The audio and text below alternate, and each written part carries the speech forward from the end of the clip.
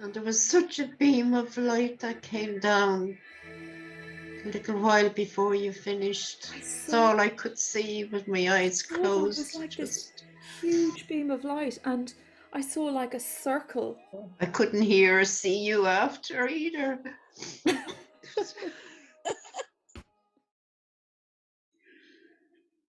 Welcome back, everybody. Next thing we're going to do is we're going to go into the integrated alchemy.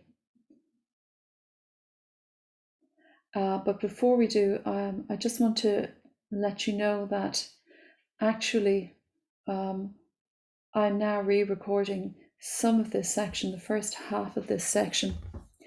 And the reason I'm doing it is because on Sunday morning, when we went into this segment, we had a kind of a miraculous situation occur in which when I began this segment, at a certain point, the light from outside suddenly burst through the window behind me. And it was so bright that it was literally in front of my face. I literally couldn't see the screen of the computer. And at a certain point, I'm assuming the signal went down. And so I had to get back onto the call. Everybody else was still there, but I had to get back onto the call. And so when I got back on, my computer was asking me to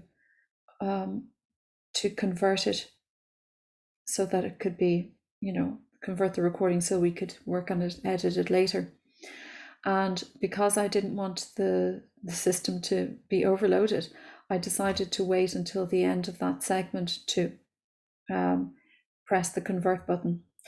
And then I continued on. And the power of the presence of everybody there and the integrated alchemy that we were doing, this equation that we were doing, was so great that my computer actually crashed at a certain point. Totally crashed. We had this has never happened to my computer before. It's a relatively new Mac. I've only had it for a couple of years, and it's plenty of space on it and so on. So it crashed and it had to totally restart again, and then I continued. So when we get to the editing stage of this video, which will be the second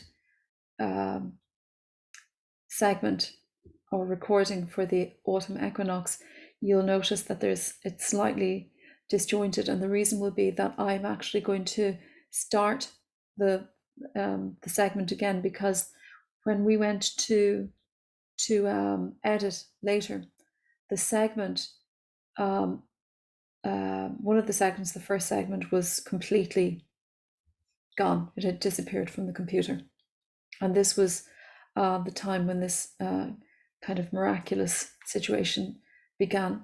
And a few people commented that they thought it was because the energy was so high and the light was so high that this is the result of it. I obviously know nothing, but I just wanted to let you know that this is what is happening. So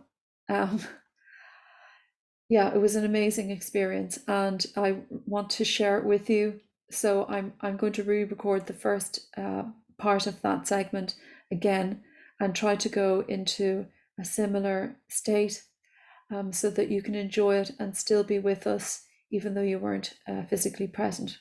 So thank you so much. So in this segment, recently, we were reminded of diary entries that were put in place about 10 years ago. I think it was 2011. And Almeen did posts about the ascension attitudes at the time of love, praise, and gratitude. So I'm going to read those to you. And obviously, some changes have happened in that time, but the essence of these attitudes, is still relevant today. And I just also want to note that Sergey very kindly from Russia very kindly offered us the sound elixir that he created for the integrated alchemy, and I'll be playing that as part of this part of the equinox. So very grateful to him for providing us with this beautiful, beautiful music. And I highly recommend that you actually get onto the Russian site and purchase it, because it's really exquisite, and it really does help you to feel those beautiful qualities of gratitude and love and praise. So I'm just going to start with Sergei's music.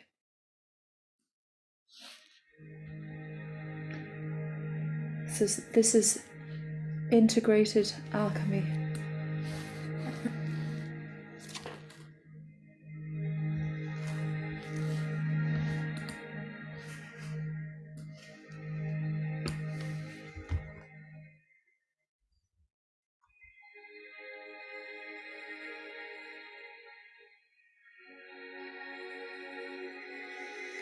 So we're first going to read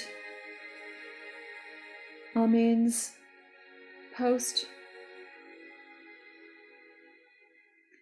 from the diary.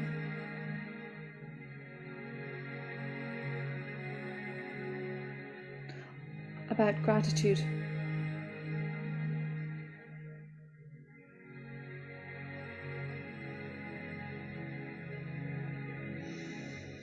The right brain method of ascension.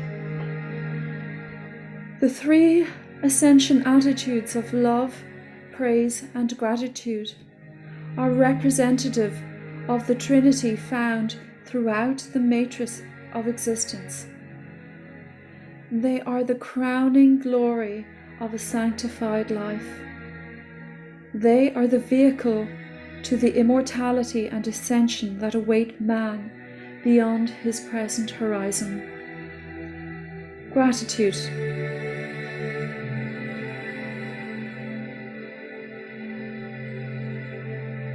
If true happiness lies in being happy with what we have, rather than being happy when we get what we want, gratitude is the key to happiness.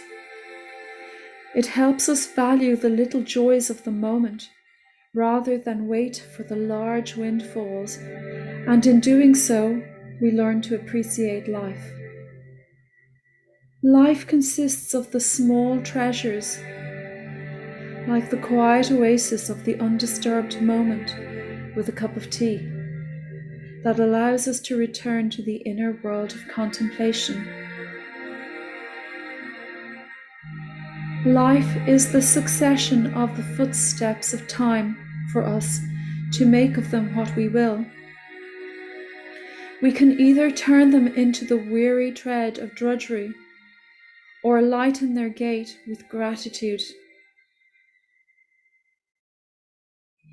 The cherishing warmth of a favorite quilt on a dark, rain-drenched night.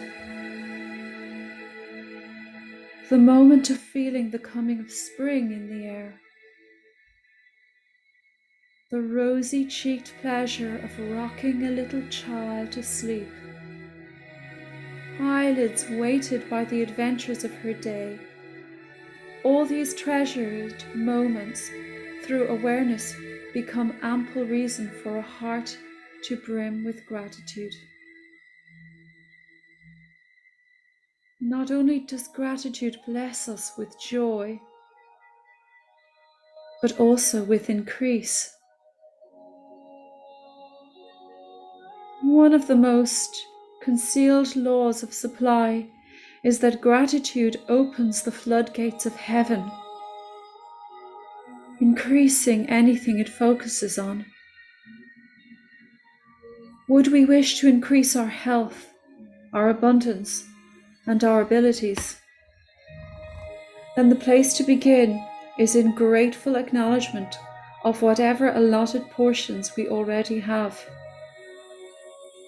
Instead of seeing how small the supply is, let us focus in appreciation and joy on how much it means to have it. With each dollar we spend with sincere, heartfelt gratitude, many more will find their way into our pocket. Like the other ascension attitudes, gratitude is life-affirming to all who come in contact with it.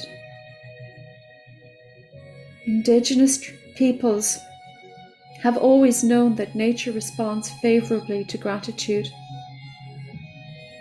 that species thrive and evolve under the grateful recognition of man. Gratitude sanctifies not only the giver, but also the recipient. The true testing of a grateful heart is found in the challenges life brings. Inclusiveness demands that gratitude, like the sun or the life-giving rain, not deem one as worthy and another as not, but shed its radiance on pain and pleasure alike. It takes in-depth insight to probe behind the appearances and extract the eternal truth that God sends nothing but goodness.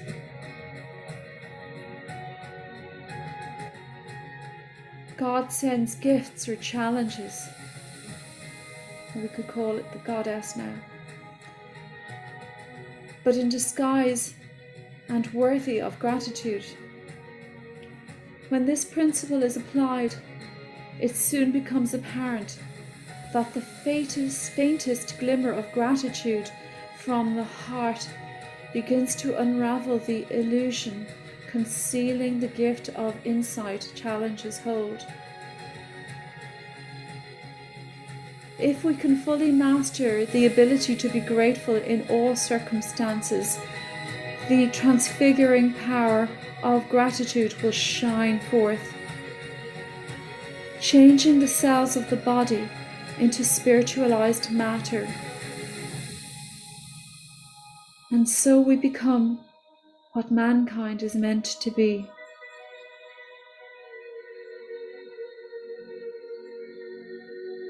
Ascended Masters.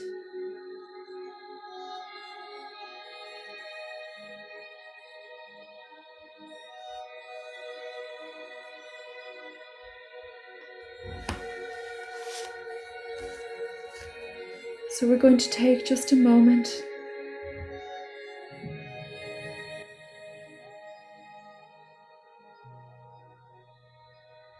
to experience gratitude in our hearts.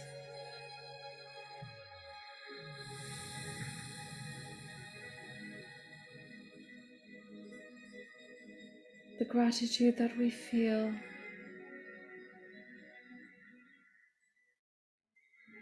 for a beautiful sunlit day,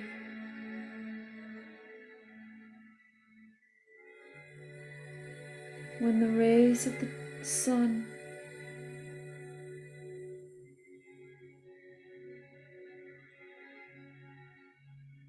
kiss our faces with warmth.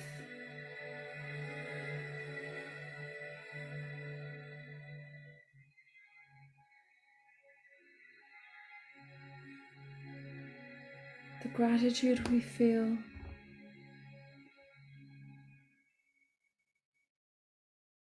when we experience the smile of a loved one, or a moment of laughter with friends.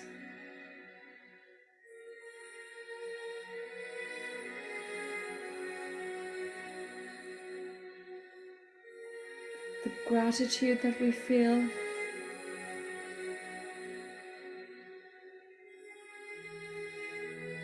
for having the absolute privilege of being on this beautiful planet at this time.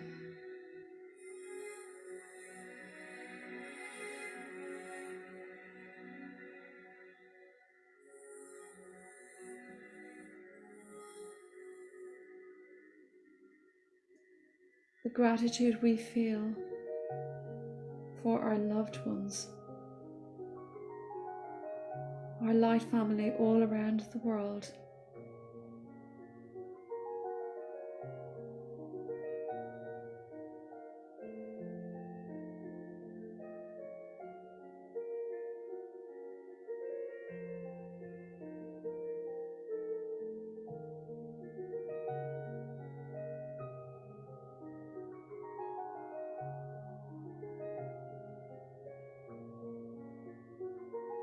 The gratitude we feel for Almin,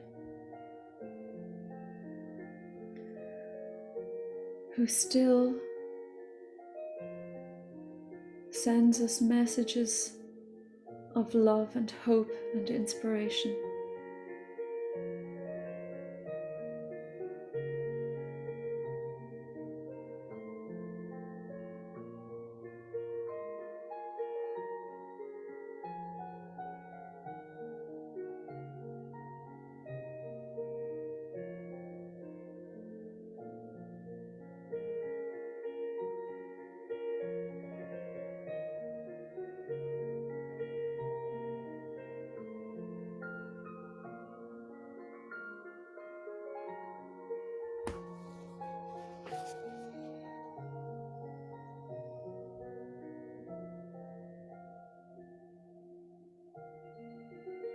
Love.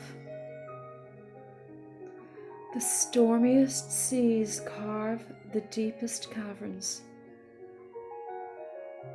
Emerson wrote, "Alas, I know not why each man sees over his own experience a certain stain of error, whilst that of other men looks fair and ideal." The reason we look back with so much regret at what we regard as our folly is that the memory of our higher levels of consciousness lies not far submerged beneath the surface of mind. We suppress with pain the memory of the faces we once loved, and guilt taints most of the choices we have made in our lives. We dishonor the journey of our lives, however, by not acknowledging the worth of our seeming errors as our great teachers of wisdom. Remove one failed relationship or one foolish choice, and one would also have to remove as much wisdom and insight.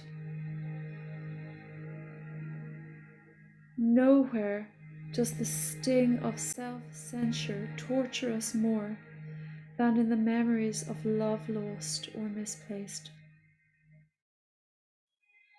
The word love is bandied about from pulpits, across restaurant tables, in flowery cards of all descriptions. The fact is that very few philosophers have shed much light on how the love we feel in romance and the love for God and creation can be reconciled. Romantic love is either extolled in the very abundant sources of literature or the more spiritual writings dismiss it as an unworthy reflection of infinite love. The result is that because romantic love is the most intoxicating feeling most humans will ever have, called by philosophers the enchantment of human life, the guilt is compounded by feeling that such intense love should instead have been given to God. In the lives of most, no love will ever again compare to the heady, runaway, romantic emotion of youth. Thus we find ourselves lacking in devotion, and so try to love God with all the fervour we can muster, to most a nebulous and undefined concept. This often creates religious fanatics who, failing in their feelings, try to compensate through their actions. It is the very turbulence of our romantic love that carves out of our souls the hollows that will hold a greater love. It is through our love for a lover, a father, a mother, a child, that our love grows to include all people. Like the stormiest seas carving the deepest caverns in the cliffs, so too the most painful memories create our deepest capacity for love. Almeen goes on to say, in the dream of her life, my mother spent her last years in an old age home in a little town 15 hours by car from where I live.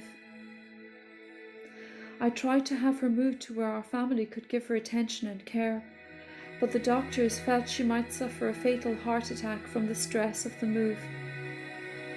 The difficulty in reaching her, she later could no longer remember us when we phoned, had her die miles from her loved ones, surrounded by strangers. The pain and feeling of guilt I had failed her arose unbidden within my heart for many years. It has deepened my ability to love older people, and constant silent blessings and healings flow from me when I encounter an older person and know they're someone's mother or father.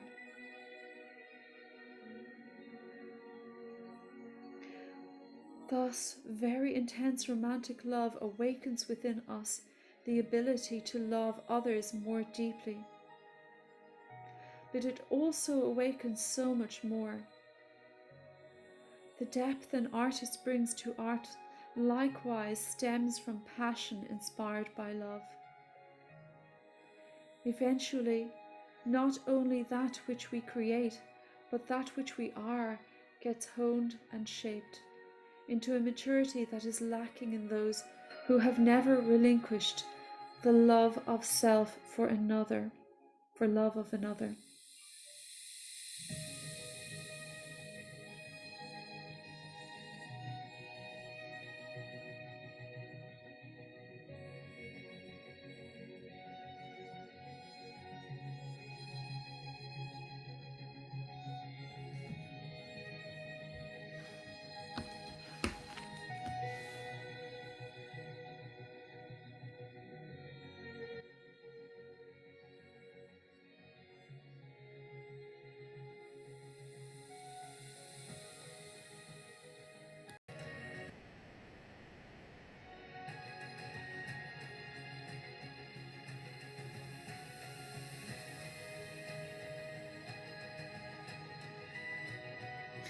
So we learn through our earthly loves how to surrender to something greater.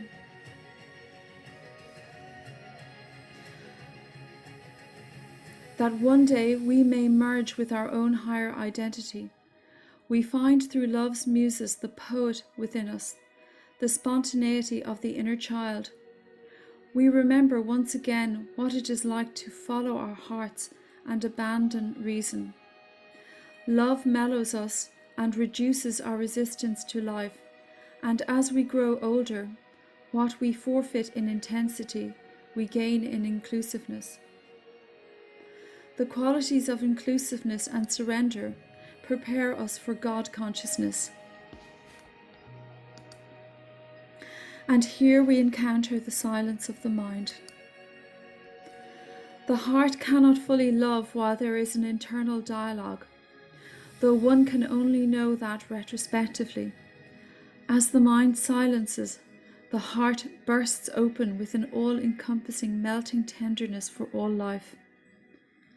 Divine love has taken its place upon the throne of the heart.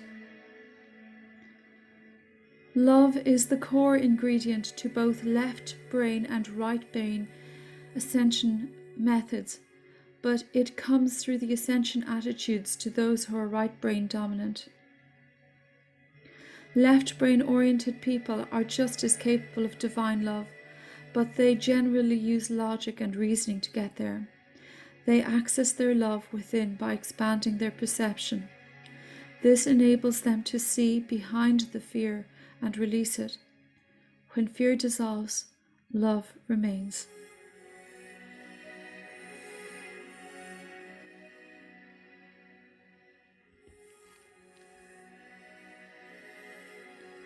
So we're just going to take another moment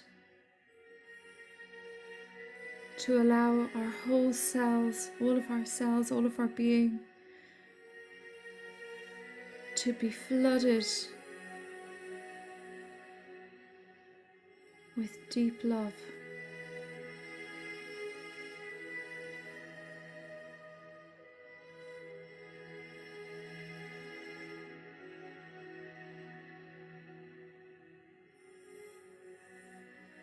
The love we have for ourselves,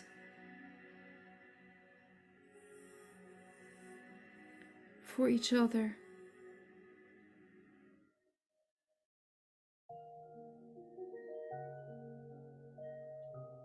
for our beautiful planet.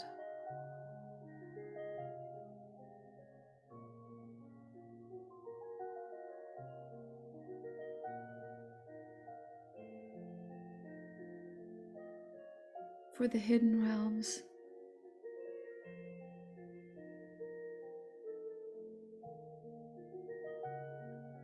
for majestic trees and the tiniest flowers,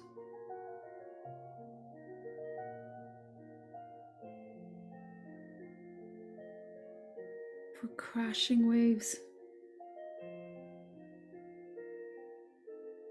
and still silent lakes,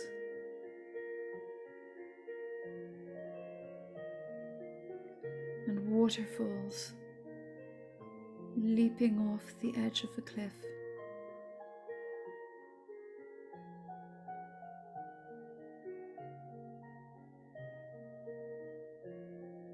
For the love of the warmth of the sun,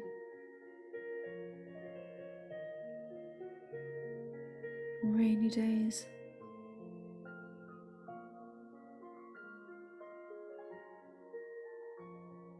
howling winds, and soft whispers.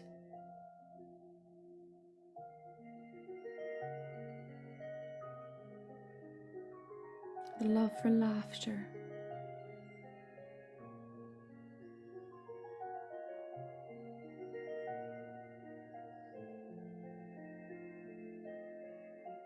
and tears of compassion and joy.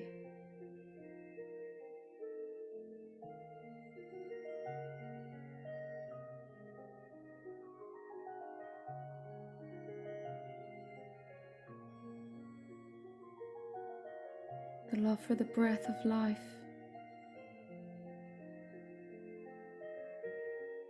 with the sound of music.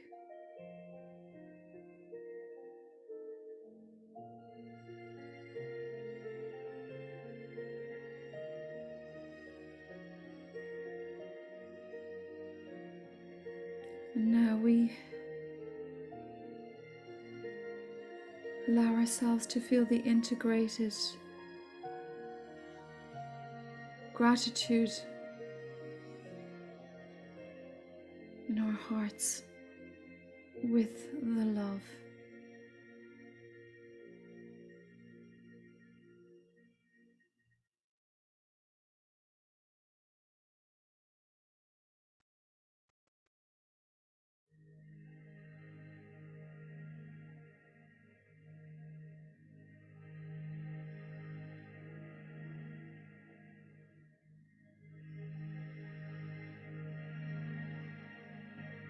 And we hold each other's hands in this beautiful gratitude and love, though we may be far apart.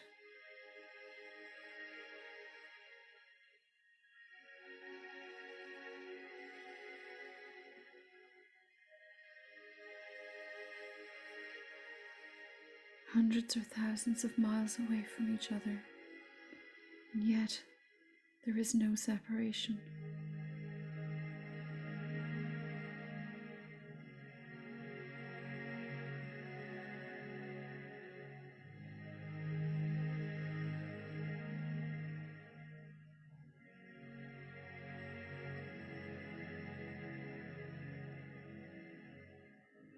We are the merged gratitude and love of the one life.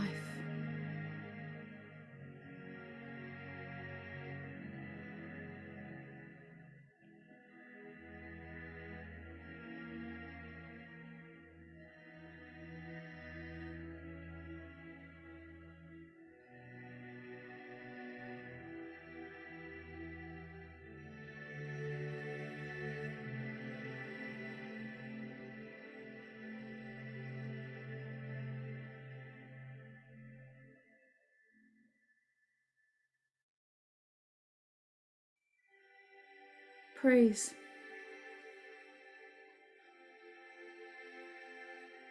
Amin says, as a child,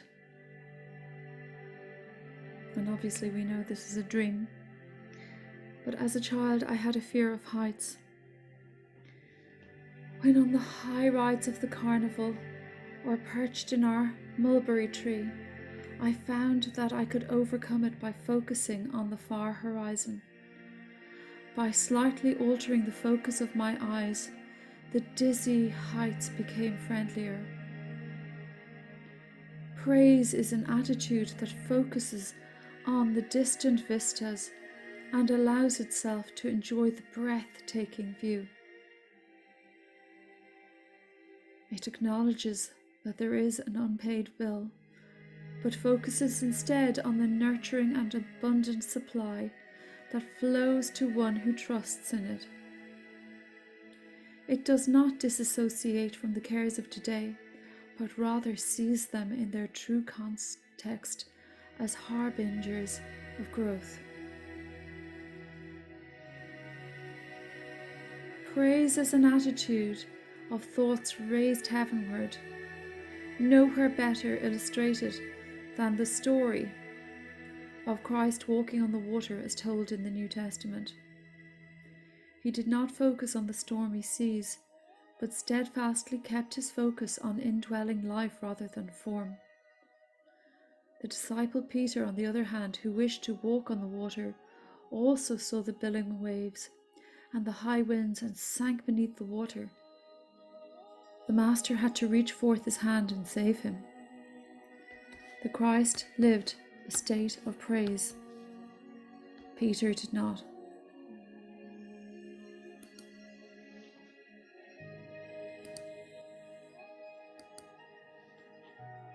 States of praise have been employed for eons by those made holy by association. I'll read that again. States of praise have been employed for eons by those made holy by association. As an ascension attitude, it needs to be tempered by experience. It is not enough to withdraw from life to spend our days singing songs of praise to God. We are here first and foremost to explore the unknown, and any attempt at escaping what we have undertaken to do carries with it a penalty. To shirk our duty and highest calling in favour of retreating into ecstatic states of praise yields a form of praise that is not tested and strong. That which has been sheltered is seldom robust, for it has been honed by experience, nor polished to a high lustre by adversity. It is easy to feel praise in the hallowed sanctuary, but can we find the perfection hidden behind the appearances in the time-ravished faces of the beggars living in a city street? There is no redundancy in the cosmos. If there is a beggar in the street, there is also the need for him to be there. Is it the result of his consistently avoiding his next step that such painful forced change is his lot? Or is it perhaps that he is solving a profound portion of the mystery of beingness that requires such a drastic mirror of that which God is not?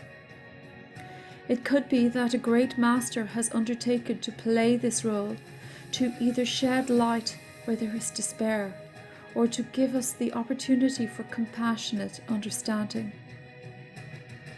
Whatever the reason may be, there will be ample cause for praise if we change our focus from appearances to indwelling life. Praise fills the cells with a light and our footsteps becoming a blessing to the earth. All life we touch responds with increased growth to such a life-affirming frequency. Filled with praise, we also become filled with increased light and life force. And then in the twinkling of an eye, the lightning flash of immortality changes us.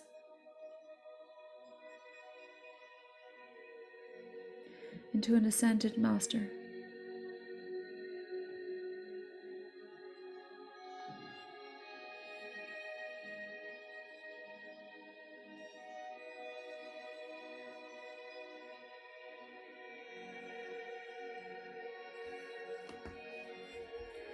So we now take a moment to experience the feeling of praise.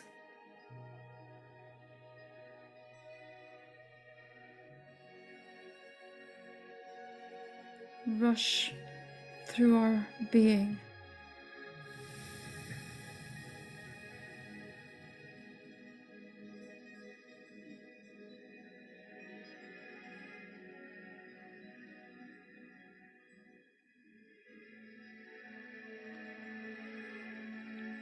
To feel the song of ourself singing fully.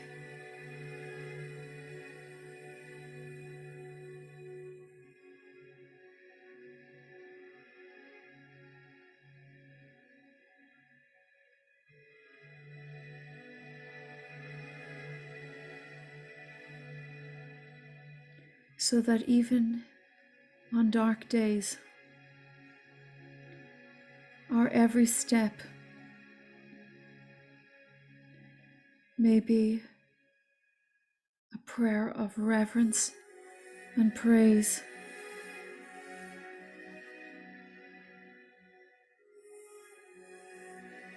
to the Infinite Mother,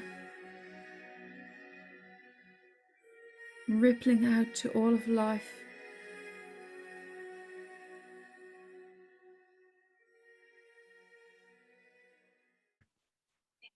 I think that was, okay, the Infinite Mother and all of life or something like that. Yeah. Yeah. It feel like you Okay, maybe that was enough. went out with a bang. Maybe that was enough. Yeah, because what I felt was all the bells were ringing, really, really ringing hard. And you were gone then within a few seconds after that. That's what I was saying. You went out with a bang. You did. You know, actually, the computer crashed. I didn't, it wasn't the internet. The internet didn't go, the computer actually crashed. Oh my God. Wow. Yeah, and that's never happened before. This is a relatively new computer and it actually crashed. It's not physicality, Joanne. It's your energy is just blowing through things. So Okay. it's too much for the circuits. It's all good. Well, I'm I guess- so happy. Yeah. I'm so happy. Me too. Thank you. You'll have me crying again now. We were definitely feeling it all. It's beautiful, beautiful. I just wonder, should I just finish? Should I just finish it by saying it's the, where was I even? Hang on. Yeah, because just to finish it complete off for everybody. because it's an equation, right? Just to put the, yeah. So, let me see. Okay, so so for anybody who will be watching this later, we were integrating the gratitude, love, plus praise, and then my computer actually crashed. So we're just going to finish our, I'm just going to put Sergei's music on again because it's just so beautiful. Oh, let me see where we are. So praise. And then I'm just going to share the screen with you for a second.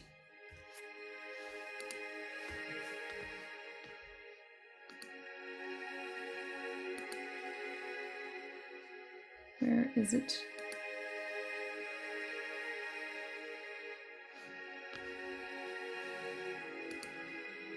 Sorry guys, just bear with me for a second.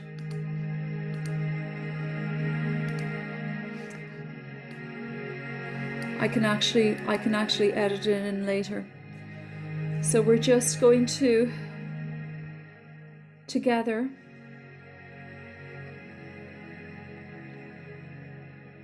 envision the physical manifestation of inner intent through gratitude and love merged, plus praise equals transcendence by elevating reality to a higher level of expression. And I do trust that this is so.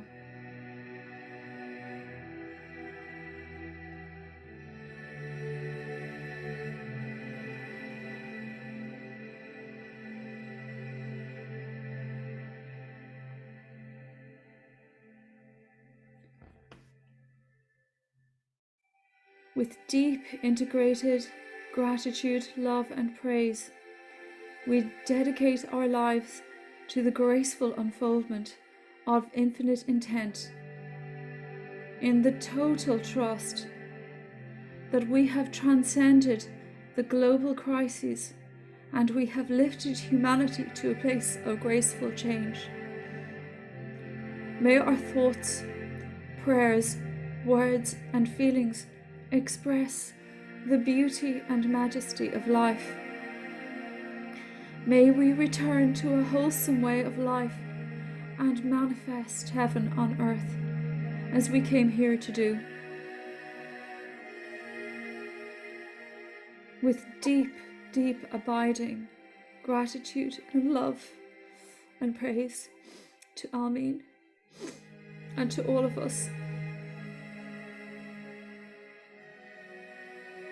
Every one of us here as expressions of the one life. Amen. That was beautiful, Joanne. Thank you. Thank you. Cheers to. And there was such a beam of light that came down a little while before you finished. That's all I could see with my eyes closed. It was like this huge beam of light, and I saw like a circle, like a, anyway, it'll probably come up later in the recording, I don't know. But it was like I couldn't even see the screen.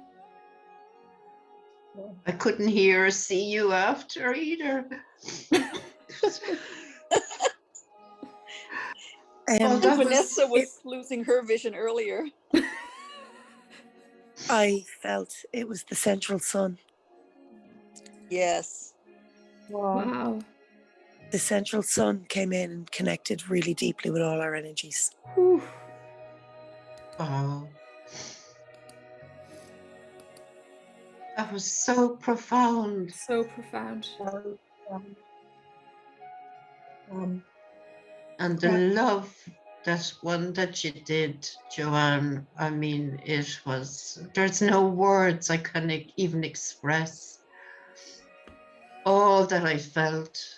I don't know how I haven't bursted. That's not even right language, is it? I'm sorry. Don't be sorry for being extraordinary. Yeah, totally. Oh my, what an incredible journey that's been. Thank you. Such gratitude and such love and praise and all else to you and to all here and everyone. Thank you. Love you all and the biggest of hugs. Yeah, thank you so much, everybody. You know, it wouldn't be what it is if you guys weren't here, and that's the truth. You know. Thank you, I Doug really, Joanne. all of us, and myself and Vanessa and Jane, we really appreciate your presence. And every time you come on, you know, I see the names coming up on the screen, and it's just such a joy to have you here. It's so, there are no words really. Yeah, Mika expressed it so well also. Yeah, Mika, thank you. Beautiful. Yeah. Love you all. I love you too.